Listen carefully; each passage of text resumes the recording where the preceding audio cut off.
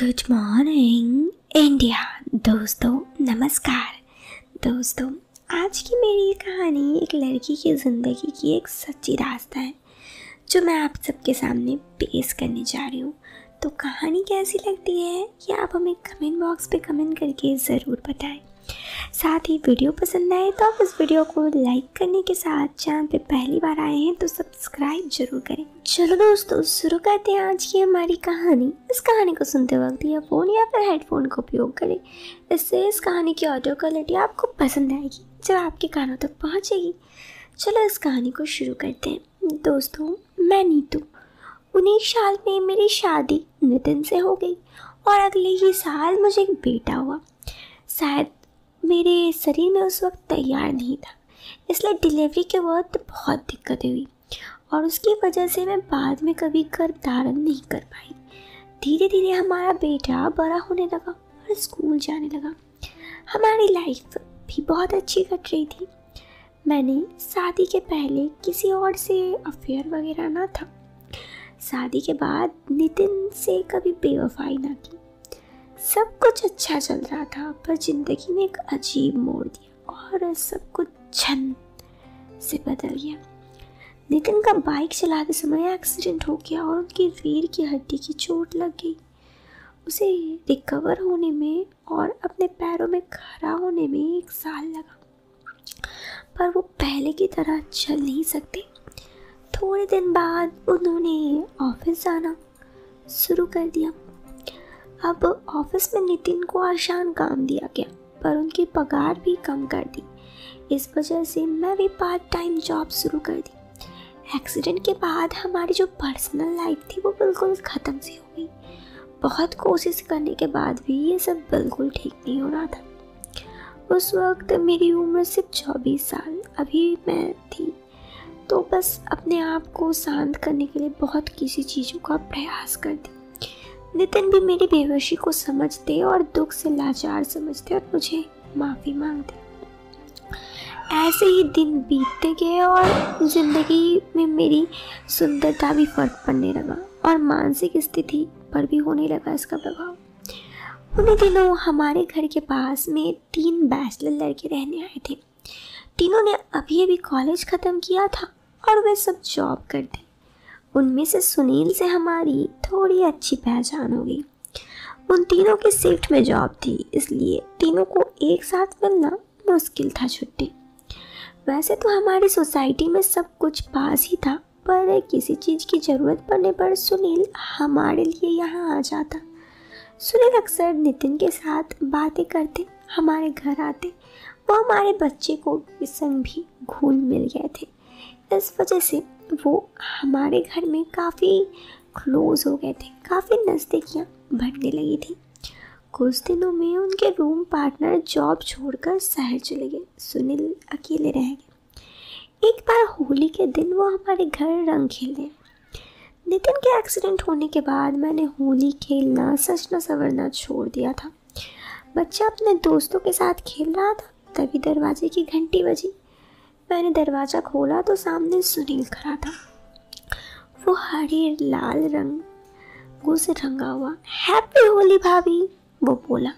सुनील मुझे रंगों से एलर्जी है, मुझे रंग मत लगाना। मैं उसे रोकते हुए बोली, सिर्फ एक टीका, रंग नहीं लगाऊंगा। नितिन भाई आप बोलो ना भाभी को। नितिन की तरफ देखते हुए बोला, नितिन लगाना तो इसे नहीं, तू सिर्फ एक ही टीका लगाने को कह रहा है। नितिन की अनुमति मिलने के बाद वो खुश हो गया। उसने मेरे माथे पर हल्का तिलक लगाया और फिर दूसरी मुट्ठी से रंग भर के अचानक मेरे गालों पर रंग लगाने लगा। मैं बचने के लिए पलटी तो उसने मेरे गर्दन वगैरह में भी रंग लगा दिया। मैं वहाँ से भाग गई और अंदर चली गई। इसके बाद सुनील ने नितिन को रंग लगाया और फिर बाहर होली खेलने चला गया। उस घटना के बाद बहुत कुछ बदल गया। कितनों दिनों बाद ऐसा कुछ हुआ था। उस वक्त तो कुछ अलग ही एहसास था मेरा। बस यही सी बातें याद आ रही थी। कुछ दिन ऐसे ही कट गए। अब नितिन का प्रमोशन मिल गया और उनका वर्कलोड बढ़ गया। एक्सीडेंट के बाद उनकी गाड़ी चलाने की कभी हिम्मत नहीं हुई, इसलिए मैं अक्सर सुनील के साथ लेकर बाजार जाती। बाइक पर हो रहे कुछ भी के साथ मेरे आगे बढ़ने की हिम्मत नहीं होती, लेकिन नितिन के प्रमोशन के में वजह से अब मुझे नौकरी की ज़रूरत न थी, तो मैंने जॉब करनी बंद कर दी और घर में रखकर बच्चों की देखभाल करने के लिए सोचा। सब कुछ ठीक चलने लगा। कोई 2-3 दिन हुए थे, सुनील हमारे घर नहीं आया, तो मैंने उसके घर का जाकर दरवाज़ा खटखटाया। उसने दरवाज़ा खोला तो मैं उसको देख घर पर आ गई। अरे सुनील, क्या हुआ? कुछ नहीं भाभी, बस थोड़ा बुखार है, डॉक्टर ने रेस्ट करने के लिए बोला है, सुनील कराते हुए बोला। हे भगवान, तुम्हें तो तेज बुखार है, चलो लेट जाओ। उसके माथे पर हाथ रखा तो पाया उसका पूरा बदन जल रहा था। मैंने उसे पूछा कुछ खाया कि नहीं? टिफिन नहीं आया है, आने के बाद खा लूंगा। कोई जरूरत नहीं है, मैं भी बना कर लाती हूँ। और तुमने कमरे में कितनी गंदगी कर रखी है? वो कुछ नहीं बोला। मैं अपने घर आ गई और उसके लिए दाल चावल की खिचड़ी बना कर ले गई। वो मना करने लगा, लेकिन मैंने उसे जबरदस्ती खिलाया। फिर उसे दवाई खिलाकर सुला दिया। उसके बाद उसके रूम की अच्छे से सफाई की। शाम तक उसका बुखार कम हो गया था। थैंक्स भाभी, 2 दिन से बुखार कम नहीं हो रहा था, तो आपने 2-3 घंटे में ही उसे भगा दिया। अब टिफिन से कुछ मत खाना, मैं रात में खाना बनाकर लाती हूँ, मैं उसे बोली। अरे डॉक्टर साहिबा, वो मुझे चिढ़ाते हुए बोला। शैतान, देखो तो अब बुखार कितना है।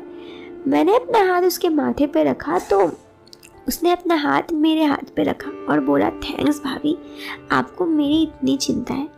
उसके इस तरह से करने पर मेरे दिल में जोर की धड़कन हुई। मैं अपने आप को काबू करते हुए घर चली गई। 2 दिन तक तो सब कुछ बिल्कुल ठीक चला और वो ऑफिस भी जाने लगा। उन 2 दिनों में हमारी नज़दीकियाँ और भी बढ़ गई।